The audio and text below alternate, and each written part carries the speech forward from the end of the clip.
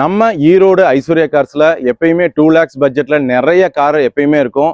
ஒரு சாம்பிளுக்கு ஒரு 5-6 வண்டி இருக்கு. நம்ம பார்க்கலாம் வாங்க. நம்ம ஃபர்ஸ்ட் பார்க்க போற வண்டி பாத்தீங்கன்னா மாருதில ஆல்டோ 800 LXங்க 48 நம்பர் செகண்ட் ஓனர்ல இருக்கு.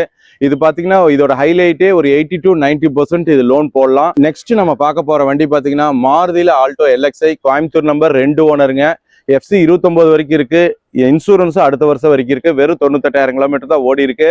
இது ஆல்டோ பழைய வண்டி டிமாண்டுங்க. நெக்ஸ்ட் நம்ம பார்க்க போற வண்டி பாத்தீங்கன்னா 2014 ஆல்டோ K10 1 லட்சம் கிலோமீட்டர் சம்திங் ஓடி இருக்கு. இது ஒரு 70% 80% இது லோன் பண்ணிக்கலாம். அடுத்தது நம்ம பார்க்க போற வண்டி பாத்தீங்கன்னா ஈரோடு நம்பர்ல ஃபேன்சி நம்பர்ல பழைய ஆல்டோ எப்பவுமே டிமாண்டுங்க. டேங்க் அண்டாஸோட இருக்கு.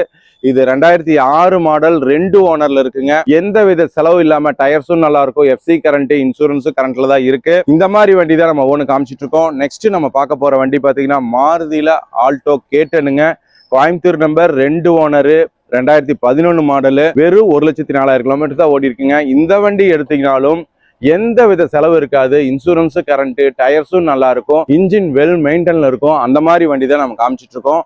நெக்ஸ்ட் நம்ம பார்க்க போற வண்டி ரொம்ப ஹைலைட்டான வண்டி. ஏன் அப்படின்னு சொன்னீங்கன்னா வெறும் 46,000 கிலோமீட்டர் தான் ஓடி இருக்கு இந்த வண்டி. அது 2006 மாடல்.